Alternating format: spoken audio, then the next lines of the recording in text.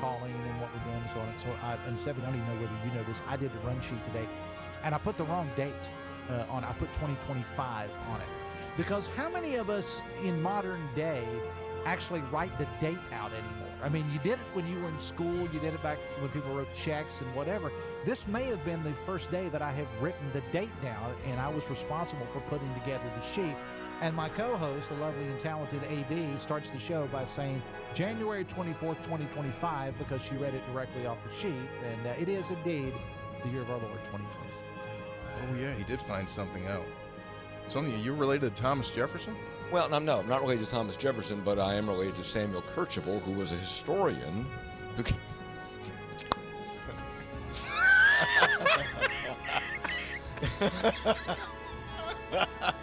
I'm going to tell you something about Samuel Kercheval. Him and Jefferson out smoking corn silk. Kercheval told him, Thomas, I don't know about this country. Might want to start again. he could. So I don't have a monitor here, so I really can't see what happens at the beginning of the show. Mm-hmm. So at what point do I pop up? When the music starts and Mr. Announcer comes on? Yeah. So they see all the little panic things that I do that I'm still in the process of setting up? Yes. They see you shuffle about uncomfortably. They see you blow the dust off your headphones. They see you put in like 2 cough drops at the same time. Oh, yeah. I don't do 2 at the same time. Yeah. Okay. All right. I don't know that. I should probably. Now, these shows are archived, right? So I can go back and watch them. Yes. So I could like live this show in real time and then go home and, when I say something to Linda like, hey, did you hear when I did this? And she, I don't watch it. Well, let's get in front of the TV and watch me do it again for 3 straight hours. Yes, it's archived just like the audio podcast. Ah, that's right. And see, this is the thing that gets the NCAA in trouble, when it goes to court here. Is there a clock or not? Greg, we talk about the clock all the time. Mm-hmm. If he began in 2019, the clock should have run out, whether he's played the 4 years or not. And that's part of the argument, because some guys go right through the clock, right? TJ Finley, we've mentioned many times on this show.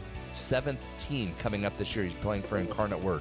He's played 7 seasons at 7 different schools. Now, why hasn't his clock started?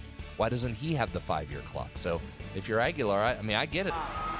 He just bouncing him off the ropes. Somebody save this man. Oh, my Lord. Oh.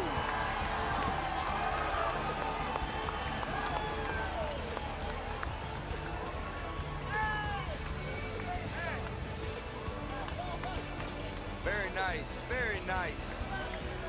He hit him with everything he didn't want.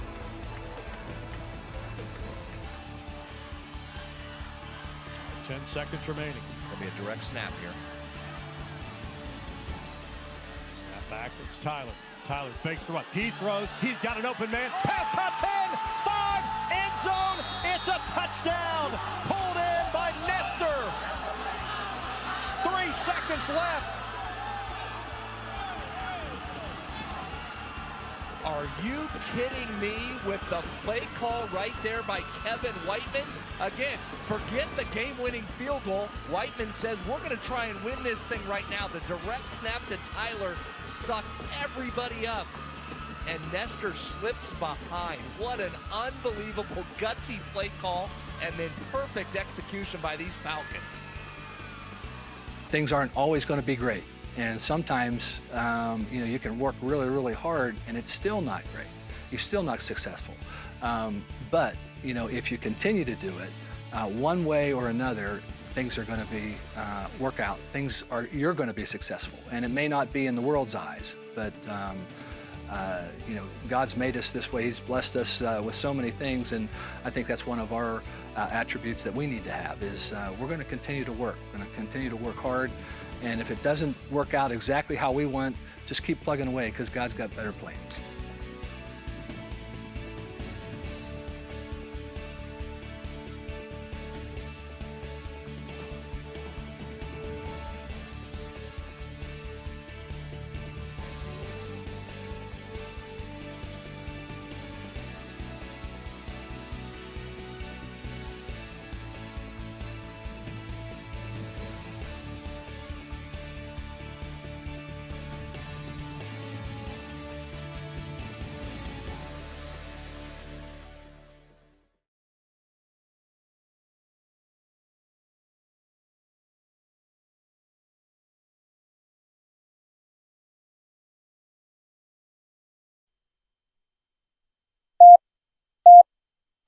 5, 3, 1. Red 57, Red 57, hot.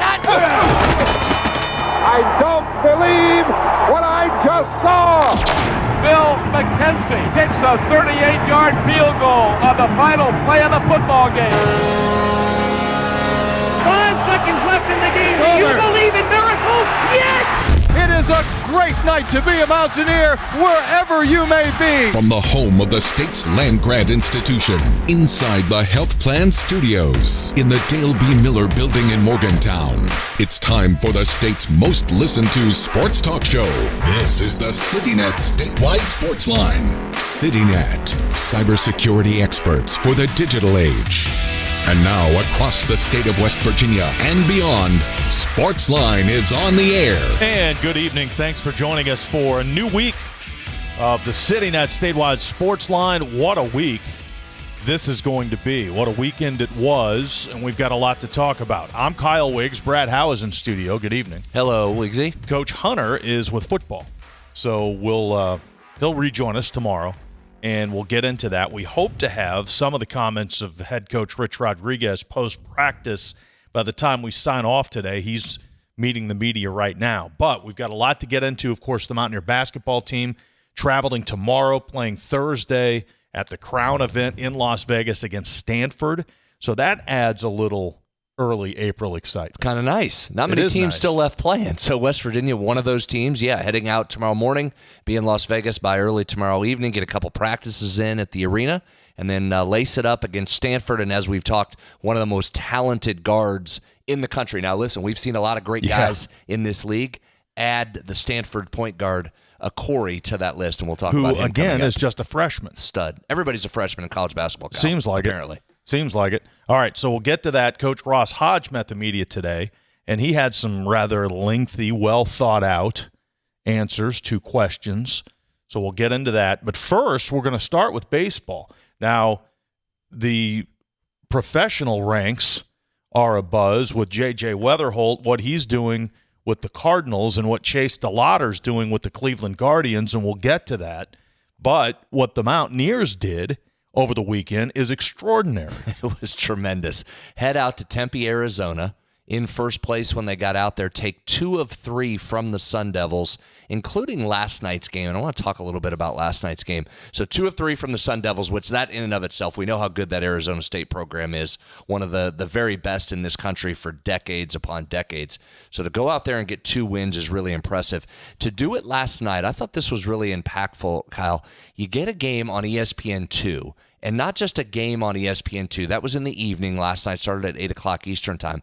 But remember, ESPN does not have its Sunday night baseball package anymore. So for years and years and years, baseball fans are used to turning into ESPN and there's a baseball game. Last night there was no baseball game there. You had to go over to Peacock to get it. But just up one channel on ESPN2, there's WVU and Arizona State playing a high-level baseball game. That was great drama, back and forth. It was really good production. I thought the announcers were clued in and dialed in. The announcers spent probably 2 or 3 minutes talking about Des Moines Area Community College baseball. You were able to do that, you're pretty dialed into what's going on in the world of baseball. Brody Kresser, of course, played at DMAC.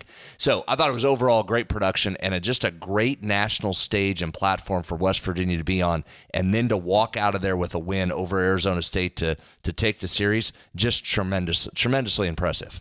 Yeah, so let's get into this. And again, they take 2 of 3 after losing on Friday. Correct. Came back, lost the game on Friday, turned around and came back and won 2 straight over the Sun Devils. So Sunday, it was a pitcher's duel early. Arizona State did get a run in the first off Chance and Cole, but he settled in and was absolutely dealing the rest of the way. And Arizona State starter looked really good until the Mountaineers, he threw 5 shutout innings, and then West Virginia finally broke through in the 6th. Broke through with Sean Smith hitting a granny.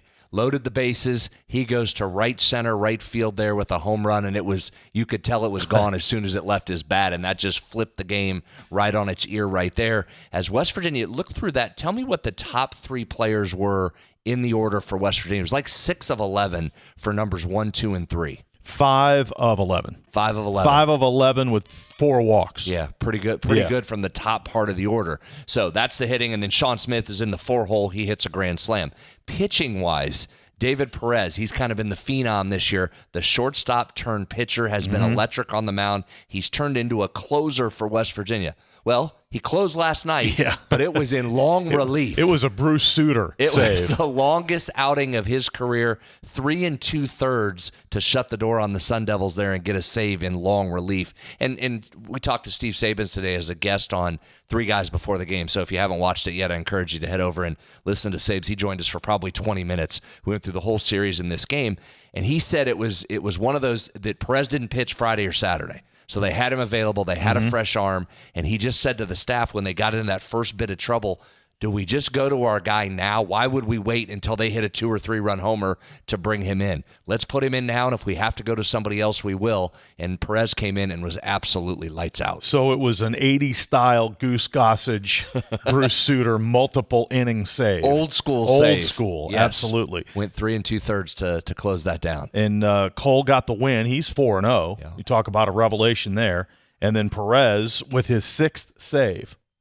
I mean, again, out of nowhere. Tremendous. He was just tremendous. And he's just fun to watch. And again, he was a shortstop. They converted him over. Steve said today on Three Guys, he said he was just so good in the fall. He was just mowing our lineup down. And he said, I kept saying to our coaches, I think we're a pretty good hitting team. And this dude's just out here just taking us down. And he said, it wasn't like your normal freshman. Normally you're evaluating freshmen on, it looks pretty good. Moment's not too big for him, and he's throwing strikes. He said it wasn't this. He said this guy had filthy stuff, and he was dominating. So those guys were tremendous. And then here, let's do this, Kyle. Let's hear from Steve Sabin, because I thought one of the keys to the game was the defensive performance of Armani Guzman. I said defense, Kyle. He's playing first base. He's never played first base, and it was a key to the game last night. Here's Sabins from Three Guys talking about that. Hey, let's do one more defensive performance, because I still continue to be amazed. I don't know what else we can do to talk about Armani Guzman and all the different things he's done, but another stroke of genius by you guys. You move him over at first base, and I know that's in order to get his speed and his bat in the lineup, and he came through with hits again. But, dude, how about the defense on this guy last night? He makes a diving catch from first that might as well have been in left field. He had to run so far. And then, listen, that short hop he made and the turn and throw to Perez to get the guy at first, that's a veteran Gold Glover has trouble with that play. And this dude banged out some defense for you last night. Yeah, Brett, that's what I told the team last night in the huddle.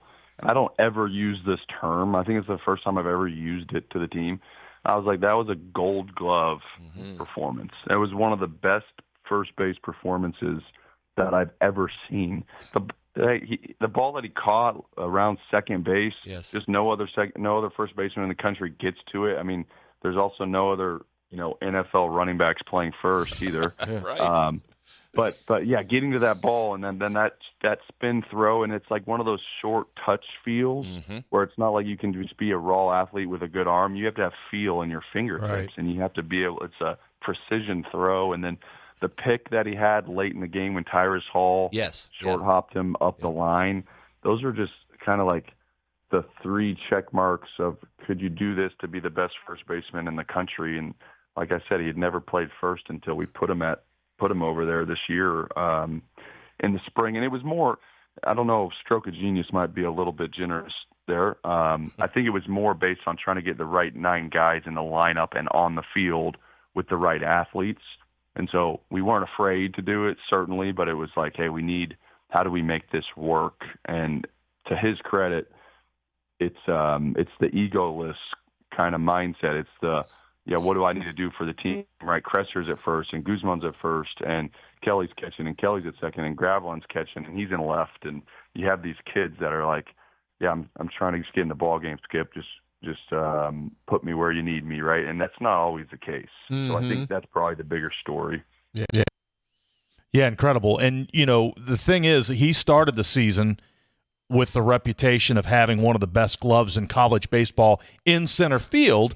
Paul Schoenfeld shows up and is as good or better which gives you the luxury of moving this guy to first base, a position he's never played before. Never played. We're at the college level, Kyle. We're ranked baseball games. And I didn't know that Steve had said Gold Glove to the team. That's what it was like. Those plays he made, the one we're talking about that I was talking about on the scoop and then the throw to Perez covering, that's a hard play for a veteran infielder, and he made that. He scooped the Hall throw from third, and then that catch he made, he was all the way over in front of where second base plays and just got in there quickly. You put a guy like that playing first base for the first time, and you're just hoping he doesn't screw up. Never mind make great plays. You hope he doesn't get hurt. Well, you just don't want him to drop a ball, right? That's right to him. You just make the basic plays, and we'll live with everything else. This dude's making big-time plays over there. And think about what he's done. So you mentioned he's one of the best center fielders, but not playing center field. Last year, he had that ESPN Top 10 play where he robbed the guy in right field and then had the strong throw to double him up. Then he goes over to third in the regional and comes out, makes great plays over at third base, and turns into the regional MVP. Guy has played all over the field and done nothing but produce when he's been in those positions. It's just Guzman has been remarkable over the last couple of years. And again, credit the coaches to go out and recruit a guy like Schoenfeld who can cover center field as good or better than the guy that you're moving all around the diamond now. Yeah, and then have the intestinal fortitude to be able to try guys at other positions. Like that's not easy either. It's easy to get conservative and not do that. And Sabes has been the opposite of conservative when it comes to those things. He mentions Gravelin's ability to catch or play left field. Gravelin steals home last night. West Virginia's 6th stolen base of home, which of course leads the country. Just incredible. So before we'll move on, and we'll take your text 304 Talk 304 and get into basketball the next segment. To your point, the top of the lineup, Matt Einich, 2 for 4, 2 runs scored, run driven in, walk drawn. Gavin Kelly, who, by the way, is hitting .430 on the year, 2 hits, run scored, walk drawn. Schoenfeld, 2 for 3 with 2 runs scored, an RBI, 2 walks drawn. And then Sean Smith had the key hit of the game, of course, the grand slam. So there's your top 4. Going against a ranked team, right? A staff that's a ranked team there. Just incredibly impressive. And now this team will move on. They'll stay out in Arizona, take the hour or so drive down the road and pick up a non-conference game, even though it's a conference opponent, a non-conference game against Arizona, which is a great pickup of a game that will help your RPI win or lose. And then they'll head back for what is a massive series. First place showdown. Massive series with UCF coming up this weekend. The Friday and Saturday weather in particular looks awesome. So if you're interested and want to see some great baseball, this would be the time to do it. Come out this weekend at the Mon County Ballpark, Kendrick Family Ballpark. Big 12 standings, Central UCF in first place at 8-1. West Virginia second place, 7-2. Kansas in third place at 6-3. And then, of course, West Virginia handed Arizona State 2 home turf losses this week in Arizona State at 5-4, tied with TCU. So first place showdown Friday, Saturday, and Sunday at the ballpark. Yeah, with warm temperatures out there. So we'll see everybody out there. That'll be a lot of fun. 304 Talk 304, that's the text number. We'll get into basketball talk. Mountaineer coach Ross Hodge when we return. It is the CityNet statewide sports line. Since 1979, the health plan has called West Virginia home. From humble beginnings, they've grown alongside West Virginia, becoming a part of its fabric. For over 4 decades, they've been here through thick and thin, supporting local families and businesses, proudly serving West Virginia for over 40 years, the health plan. We are there for you, to care for you at the health plan. We are here for you. For over 4 decades, we've been rooted deep inside West Virginia. Through thick and thin, supporting local families and businesses. Proudly serving your neighborhood since 1979. Your trusted partner in the community. The health plan, we are here for you. The WVU Medicine Medical and Surgical Weight Loss Center offers a comprehensive surgical program to help you obtain a healthy weight and improve your quality of life. Our nationally recognized bariatrics program has a strong focus on pre-surgery education and long-term weight loss after surgery. We're here to help you every step of the way. Reserve your spot at the next free no-obligation information session by calling 304-293-1728. Live from the Health Plan Studios, the CityNet statewide sports line returns in 2 minutes on Metro News, the voice of West Virginia. sunshine, open roads, and a new Toyota from Dan Cava Toyota World. Lease an all-new Camry for as low as $398 a month. All new Tundras now up to $8,000 off. All new Tacomas now up to $4,500 off or lease as low as $399 a month. $7,500 off the new BZ or 0% financing for 72 months. We've got a Toyota for you at Dan Cava Toyota World in Fairmont. Shop the world. You know CityNet is West Virginia's leading technology company. Whether we're managing IT infrastructures, protecting the critical data and networks of our region's businesses, or providing fiber broadband, TV, and phone services, we are your go-to experts. We're also a strong partner in the communities in which we serve. CityNet, your trusted technology partner. Learn more about us, visit citynet.net. With Metro News Hotline, if it's trending, it's probably here. And then the other thing, his last name is one of those weird Norwegian names where they have two vowels that slam into each other. It's like the A and the E are like cemented into each other. You're like the 12th Dave that works here. What do you think people from Norwegian think about that? That is fair. Join Dave Weekly and Coop weekdays for Hotline on Metro News Television.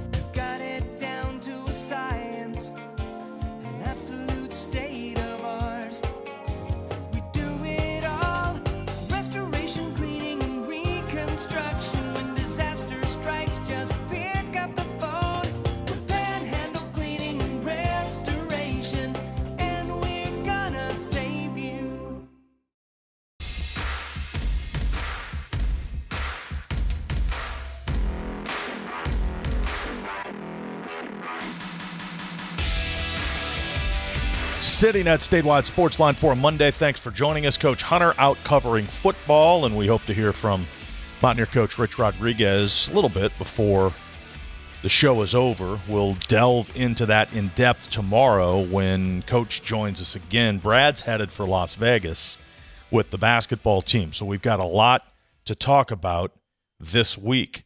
Let's see. 304 Talk 304. We'll get to the texts coming up here in just a couple of moments. Let's get into what the coach said today. How about that? Sure. West Virginia against Stanford coming up on Thursday, and it's a reasonable start time. It's not a 10 or 11 o'clock start considering the game's in Las Vegas. It's 7 o'clock Eastern. I think it's 8 o'clock 8 Eastern. o'clock yeah, Eastern. 5 o'clock out there, 8 o'clock Eastern, which, yeah, you're right. Not bad, and it'll take on the Stanford Cardinal. All right, so West Virginia headed for the crown.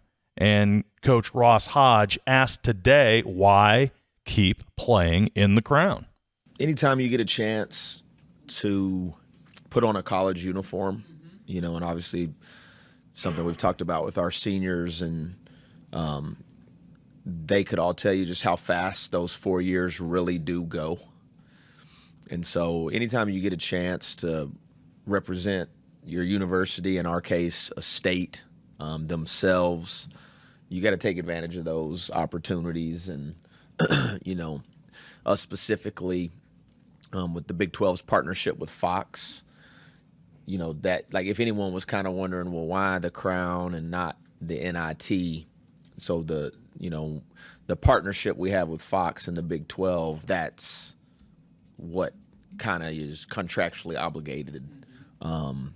If you're the two top teams that don't play in the NCAA tournament, you go to the crown. And so, but aside from that, for our group in particular, they really do enjoy each other, our guys, and they enjoy playing basketball. So it makes it an enjoyable experience to keep playing.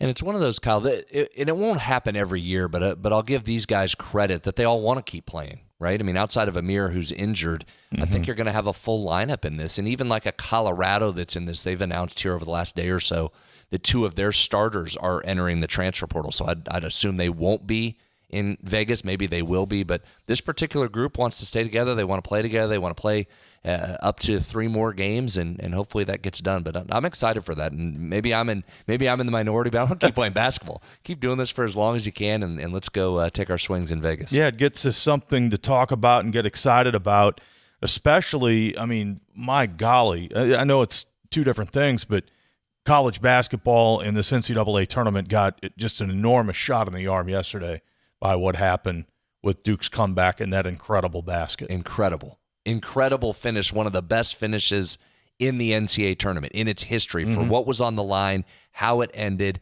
how they came back, had to get the steal, had to make the shot from near half court. Just an unbelievable finish. The degree of difficulty in that shot. Now, again, it's apples and oranges, but watching that got me pumped up. Like I jumped out of my seat and was ready to play. So now West Virginia's got games to play. It's a different level. I understand all that, but still, it gets you excited about college basketball again. And that leads us into the next cut from Ross Hodge, the attitude of him, his staff, and these players.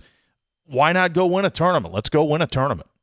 In my experience, I've been fortunate to be part of, we won the CBI our first year at North Texas, which if you can win the last game of a year, it's a cool experience. Because if you think about it, how many players, how many coaches really get to win the last game of a season? It's very rare.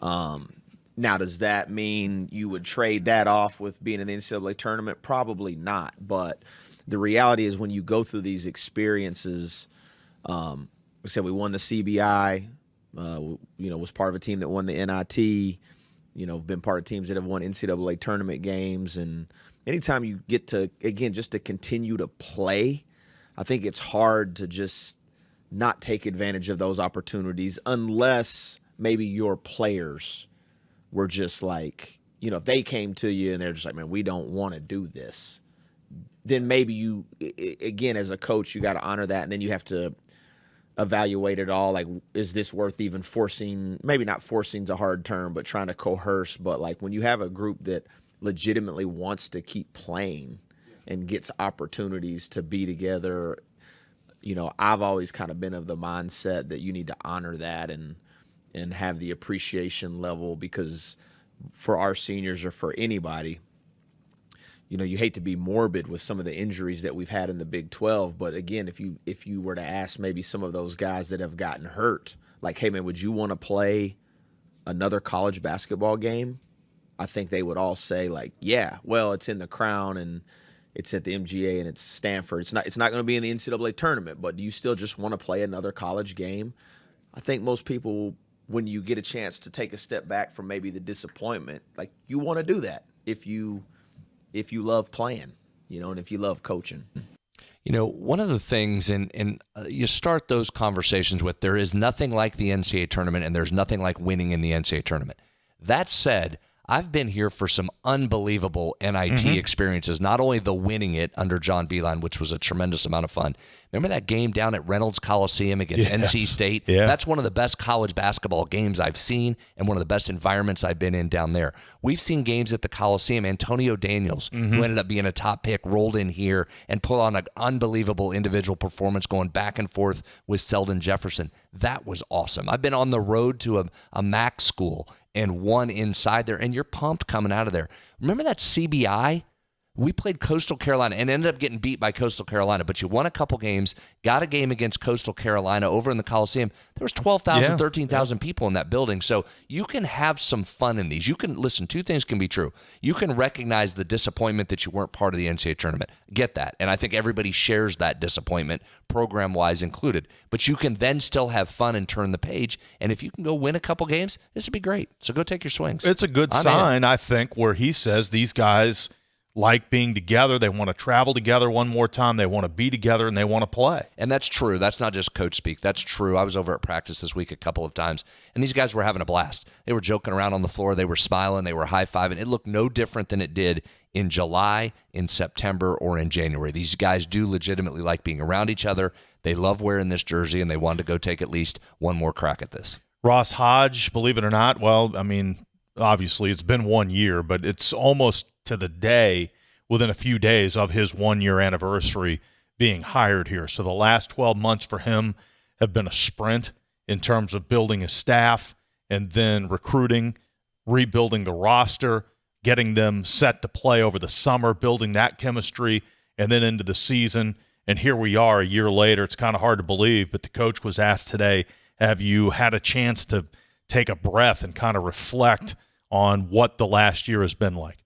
Again, it just tells you how fast time can really go, and this year's went fast as so many of them haven't had like a true probably amount of time to reflect on anything. You probably, weirdly enough, the slowest time now probably for a college basketball coach is when you actually get your brand new team that shows up in June. And even though you're learning them, that's probably when it slows down the most. Because as soon as your season's over now, you're right into the transfer portal, and those visits will start happening. You're kind of reconstructing your roster all over again. So it's just you don't really have a lot of time to. You're reacting. Right? Yeah, you don't have a lot of time to kind of sit back and even reflect on. The good and the bad and where we are, and you that time typically comes a little deeper in the summer now, whereas you used to could play the season, everybody goes to their neutral corners for a little bit, you get away from your players, they get away from you, you all realize like, man, we actually do like each other, and then you start your off-season workouts, now because of the nature of this thing, you really get no time in that regard. And Kyle, this is going to be odd. I mean, it's April. We're going to be playing into April, and then June 1st, we'll be back over at the practice facility with an entirely new group of guys getting ready for next season. Well, the portal opens the Tuesday after the national championship game, so no one has an advantage not playing at this point in that sense that the portal, all the games will be over by the time the portal opens 1 week from tomorrow, I guess. Yeah, and it's so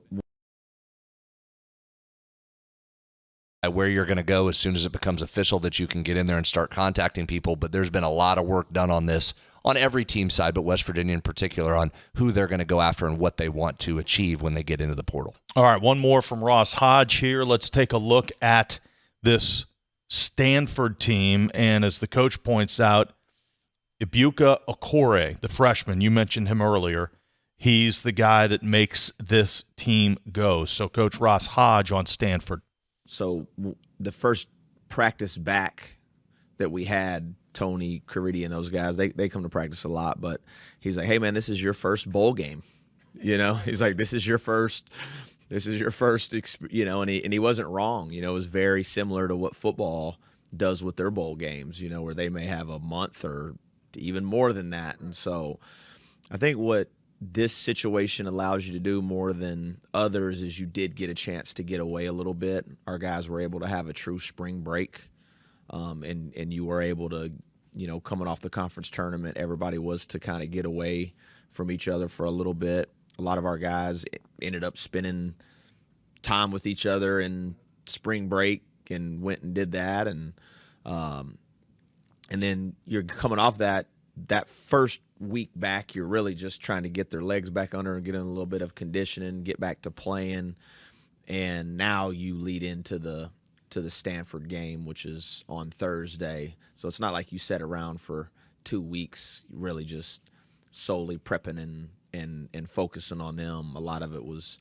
you just focus on yourself and just get back to playing basketball. All right, so obviously that wasn't a cut on Stanford. I'm going to let you talk on Stanford, but the point he was making in that cut is it's been 21 days, or it will be 21 days between games, the loss in the Big 12 tournament and this game in the Crown against Stanford. But he talked there about how the players and the staff and the coaches bided their time, which included a big chunk of rest in there just to get away for a bit. Yeah, when we came back, the school was on spring break, so it worked out perfectly to give them a few days away and let them go relax, let their bodies heal up, and then come back and have a little life in them and get ready. And it's been a good 2 weeks of practice as they get ready. So I think the only question would be, and it's going to be for both teams, you're right, you haven't played a game in so long, just getting back on the floor, and you got to get right after it in a tournament setting. 304 Talk 304. We'll take a break. We'll hit the text line coming up. We hope to get some comments, a few comments with Mountaineer football coach Rich Rodriguez, as his news conference probably wrapping up about right now. As a matter of fact, we just got the word that news conference has wrapped up. So we'll try and track some of that down towards the end of the show, but we'll check texts next. A lot to talk about. Of course, what Chase DeLauder and J.J. Weatherholt did over the weekend, a massive story in sports and obviously in this state as well. We'll take a break. It is the CityNet statewide sports line. When you choose CityNet, you're choosing a 100% West Virginia-owned internet provider with local support, no call centers, no runaround, just fast, dependable fiber internet backed by people who live and work right here. Plus, new residential customers can get 50% off any internet plan for a year. Visit citynet.net today. If a fire occurred in your home, would your smoke alarms work? Don't wait for a tragedy to find out. Smoke alarms are designed to give you and your family the precious seconds you need to safely escape. Test your smoke alarms every month by pressing the test button until the alarm sounds. Depending on the type of battery in your smoke alarm, you may need to change the batteries at least once a year or whenever the low battery warning chirps, and never remove the batteries for any reason. Remember, having working smoke alarms is not only a good idea, it's the law. A message from the West Virginia State Fire Marshal's Office. Worried about paying for college? Metro News is proud to present the 19th Annual West Virginia Scholar Program, where one high school junior in West Virginia will win a full scholarship to West Virginia Wesleyan College, including room, board, tuition, and fees. For details, go to wvmetronews.com and click the Apply Now button. Deadline is May 3rd. The 2026 West Virginia Scholar Program, presented by Greer Industries and the West Virginia Hospital Association. Go to wvmetronews.com and apply today by May 3rd. Live from the Health Plan Studios, the CityNet statewide sports line returns in 2 minutes on Metro News, the voice of West Virginia. When I was heavy, being on my feet all day seemed like torture. It makes you feel defeated. I'm just going to be like this for the rest of my life. But then I thought, I'm done acting like that. I'm not going to be like that anymore. Bariatric surgery at WVU Medicine helped me lose 265 pounds. It's always been my goal to have my own place. I want everyone to feel welcome here. I would never have been able to do all these things before without WVU Medicine. Longer days, warmer drives, and better deals at Dan Cava GMC. Hit the road in one of our new luxury GMC Acadias. All this and more at Dan Cava GMC in Bridgeport. Shop the world. Download Metro News Television on your iPhone or Android. Search Metro News Television in your app store. Create an account today to get alerts and watch all live and archived content. Download now. You own a boat because you love spending time on the water.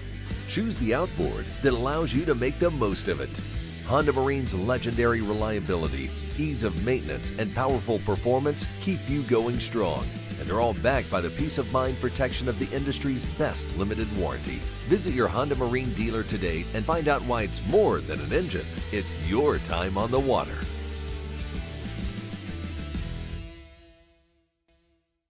Leading the efforts to build a stronger West Virginia, the High Technology Foundation has a proven plan to strengthen and diversify our state's economy. The I-79 Technology Park's high-capacity infrastructure continues to attract advanced federal operations that are driving economic growth. This keeps our young, educated residents in the state and brings West Virginians home. The High Technology Foundation, building a stronger West Virginia. Learn more today at WVHTF.org.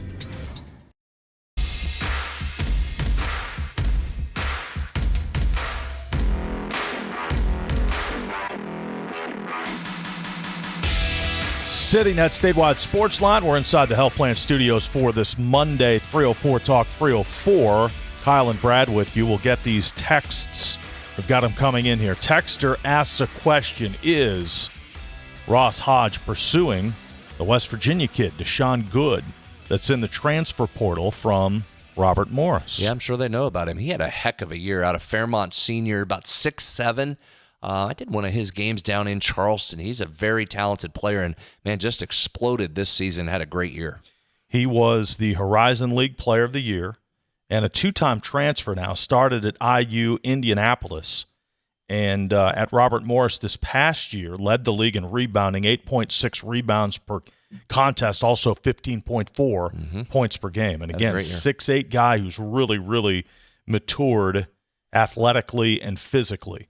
So we'll see how that plays out. Don't know if he's on the list here. It would be great to see if it's meant to be. That certainly would be tremendous. 304 Talk 304. Texter says, can J.J. Weatherholt pitch out of the bullpen?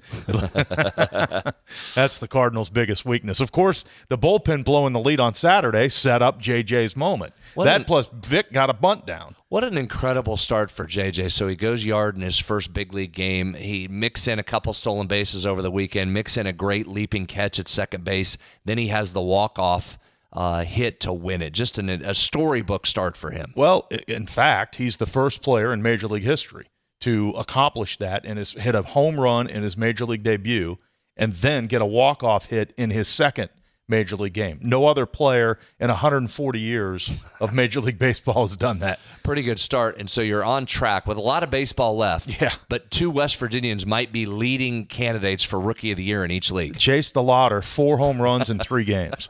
And he's, I think Trevor Story, 2016, hit home runs in his first 4 games.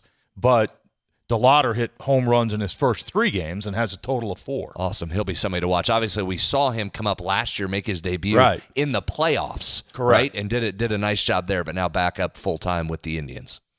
304 Talk 304. Texter says, I wish there was some way Coach Sabins could have worked up some kind of quick NIL deal with the Hairston kid from ASU, load him on the bus and carry him into Tucson with the Mountaineers. That player can knock the cover off the ball every time he steps to the plate.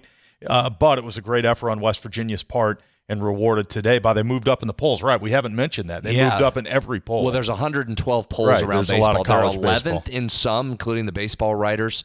They're 11th in the D1 rankings. They're 12th in USA Today, and then 13th in a couple others. So just a great run. Steve talked about that on 3 Guys today. And again, new 3 Guys Before the Game episode is out featuring Steve Sabins. We also did a Stanford preview, but I think you'd be interested in hearing Steve's comments about the series against Arizona State. He mentioned Harrison. He said the guy was like Babe Ruth up there. Yeah. And he said it was crazy, but we look out there on the outfield wall and there's a picture of Barry Bonds. He said that's how we had to treat the guy. He was hitting every time you pitch to him, he hits a home run. We eventually just had to put him on base and couldn't pitch to him. Well, we talked about Gavin Kelly hitting 431. This guy's hitting 468.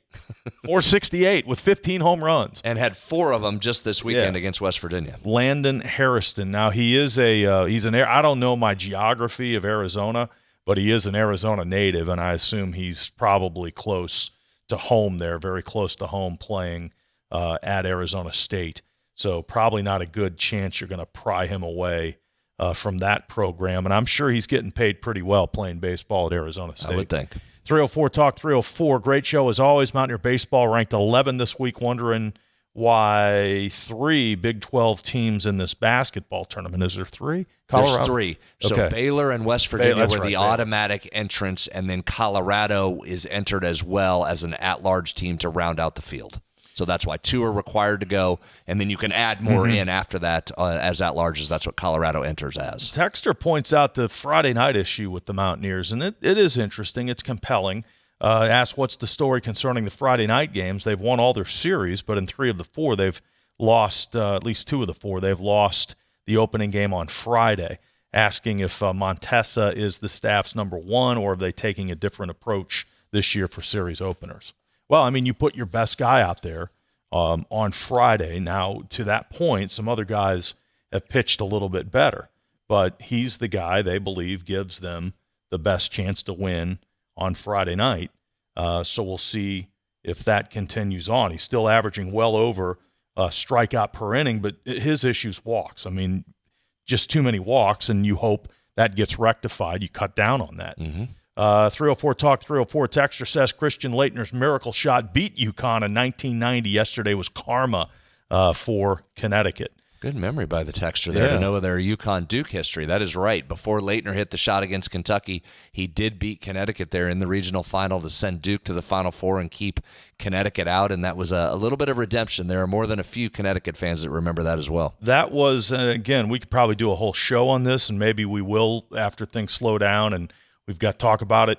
Greatest shots in NCAA tournament history. My top 2 won national championships. I think Chris Jenkins, and then obviously the play with North Carolina State. Derek Wittenberg said on the Gail Catlett show when he was an assistant that it was definitely a pass to Lorenzo Charles for the dunk. So those are my top 2, but this one last night's probably number 3 on my list, ahead of Leitner. Suggs from Gonzaga is in there when he banged that one in. But I think, so a couple things on this, and again, you can debate, and there's no right answer where this lands, but some elements to this that I thought were just massive. The Suggs shot, if I'm not mistaken, the game was tied.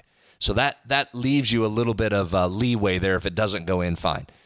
You were already in the Final Four at that point as well. This one, to get to a Final Four, number 1, the location from which he hit the shot, halfway on the logo. He's only a couple steps across midcourt, too. 3, the fact you had to get the steal before you could even get to the shot, which was remarkable because Duke, as you know by now, it's 7 o'clock at night. You've heard this all day. They didn't even have to dribble the ball. They didn't have to do anything. Yeah. Or if he just pump fakes and gets it up court, there's a dunk and the game's over. And there's a million ways Duke could have won that game and didn't. And then I also credit Connecticut's Alex Caravan, their best player, who got the ball with, 4 seconds left, 3 seconds left, and didn't panic and take a rush shot. Yeah. He instead kicks it over to their best three-point shooter for an open shot. You're down in that game. You had to have that. That's a true game-winning shot to send your team to the Final Four. Simply incredible. The degree of difficulty of that shot, in my book, puts it ahead of Leitner. Now, again, the 2 that won the national championships are 1 and 2. Real quick, too, and we say so much about great coaching, bad coaching, and sometimes it's you have to have some luck involved. How about Connecticut trying to foul earlier in the possession and couldn't catch Duke? They tried to foul twice and couldn't get him, and it worked in their favor by not fouling. Hurley was getting ready to call a timeout there earlier, too, right? When they got the ball across half court, he was thinking about calling timeout, and he did not. He's getting his hands together, and he held off on that. So it's interesting how that switches from, if Duke had run that clock out, we'd be sitting here today going, how does Connecticut not foul there? How did they not get to somebody and foul him? How'd they let 10 seconds run off? Instead, it flips into one of the great moments in NCAA tournament history. Texter for women's basketball want to know what West Virginia's women's team needs to recruit in order to keep building size. Question mark. Taller, more athletic inside players, or more guards? Yeah, well, you need all of it next year, and Mark is on that. And remember, that roster got bigger this year, still could use some more size, but it's just like on the men's side. The number of 6'4", 6'5", really skilled, talented, tall women in college basketball, there's just not a lot of them. Just like finding a 7-footer on the men's side. Those are few and far between. Would you like a little more size? Sure you would. I think one of the big things, and we've seen this, West Virginia has been so good in the backcourt, from J.J. Quinterly and Jordan on to Jordan Harrison this year, and Sydney Shaw was outstanding as well. But that's what's critical, right? They're going to have to, for this system, you've got to have some guards that can play and create the havoc that you want to, too. But this is going to be not a rebuild. This is a reload under Mark Kellogg, but certainly you're losing some generational players when you're talking about Jordan Harrison there. One more here. Love seeing Duke get the gut-wrenching loss. In 2011, West Virginia was turned down from entering the ACC. Duke and North Carolina said West Virginia was not up to standard academically. And, of course, it may have had something to do with the couch burning also. Thoughts there on Duke's going to have some mental hurdles here. Yeah, they blew this 2 game. years in a row. Last year in the Final Four semifinal game, they were up 9 with a minute and a half to go. They were up 6 with under a minute. Houston beat them. And if you go back to the year before in the Elite Eight game, they lost a big lead in that one late in the final couple of minutes and didn't get to the Final Four there. 3 years, 3 massively blown leads for the Duke Blue Devils. Of course, this is something you probably heard all day today as well, is that Mike Krzyzewski lost in the Final Four 4 times before he won a national championship. So sometimes you have to lose before you can win. 304 Talk 304. We'll take a break. We've got more coming up on the CityNet statewide sports line after this. Getting ghosted is never fun, especially by your network.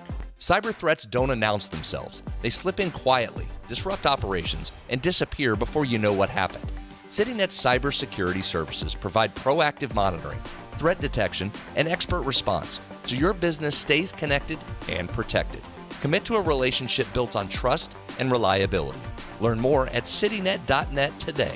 And remember, CityNet connects, protects, and perfects. Golf Week called Pete Dye Golf Club one of America's best modern courses. Golf Digest recently called Pete Dye one of America's 100 greatest courses, and Pete Dye calls it 18 of the most exciting and memorable holes I've ever built on one course. Pete Dye Golf Club invites you to join the only course named after the legendary designer himself. National, corporate, and local memberships available now for a limited time. Visit PeteDye.com to learn more. Come play where the Mountaineers play at Pete Dye Golf Club. We are there for you, to care for you at the health plan. We are here for you. For over 4 decades, we've been rooted deep inside West Virginia. Through thick and thin, supporting local families and businesses. Proudly serving your neighborhood since 1979. Your trusted partner in the community. The health plan. We are here for you. Live from the Health Plan Studios, the CityNet statewide Sportsline returns in 2 minutes on Metro News, the voice of West Virginia. We're Panhandle Cleaning and Restoration, and we're gonna save you. We've got it down to a science, an absolute state of art. We do it all, restoration, cleaning, and reconstruction. When disaster strikes, just pick up the phone. We're Panhandle Cleaning and Restoration, and we're gonna save you. Stay connected to what's happening today in West Virginia. What about this and what about that? And it just went back and forth. And I was just the guy reading the text. Okay, so what's your take on the whole thing? Well, now you just get me fired up. Now Right. you just Okay, so get I'm me gonna going. turn on. I'm gonna run down to Wendy's and grab a burger, and I'll be back. Join Dave Allen weekdays for midday on Metro News Television. On the next State of Minds. I came here to Morgantown, the WVU. I wanted to play football. Tried to walk on, but I was humbled very quickly. So I joined the WVU forestry team.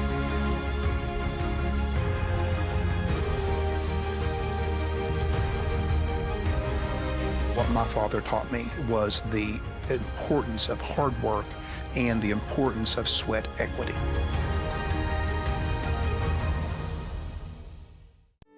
We are there for you, to care for you at the health plan. We are here for you. The Health Plan proudly supports our active and healthy communities and has been your most trusted carrier for over 40 years. Log on to healthplan.org for more information. We are there for you, to care for you at the health plan. We are here for you.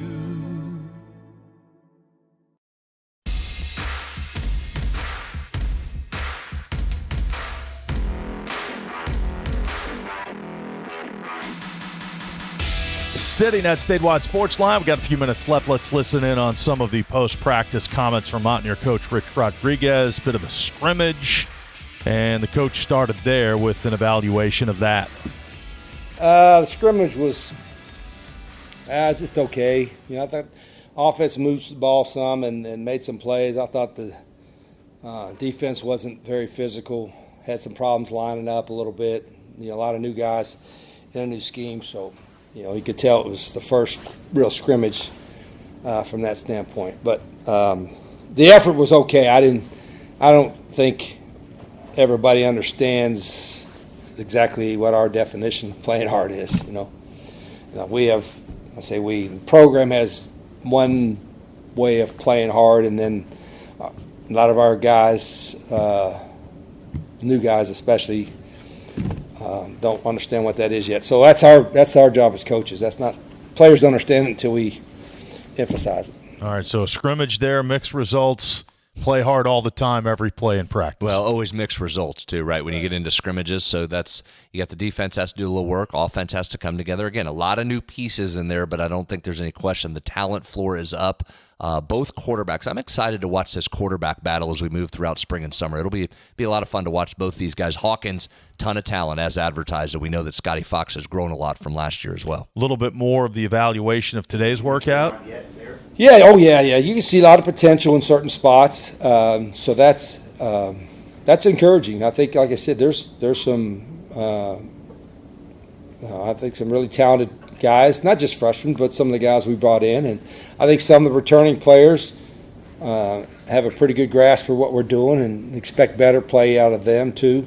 We moved some guys around, some different spots that we're returning, and I think it's going to be good moves for them. So there's a lot going on, but there's probably more of an urgency, I think, that we have to find out exactly who's going to be ready now as opposed to August. Normally I would say let's wait till August, but there's more of an urgency for that, try to find out at least where we're at here in the end of 2.5 weeks. He said that a couple of times, more emphasis on sorting things out in terms of positions and the depth chart this spring. And I think a lot of that is because, and should be a good sign for fans. I think that tells you that there's competition and there's more guys. The fact that you have to sort it out tells you that he feels like he's got some depth at positions, especially offensive line. We know there's 8, 9, 10 guys there competing for the 5 spots. Speaking of the offensive line, they're looking for some versatility in the players along that offensive line. On the front, a little bit on defensive line, the front on the offensive line, different guys. And Coach Trick has always done that, is finding guys that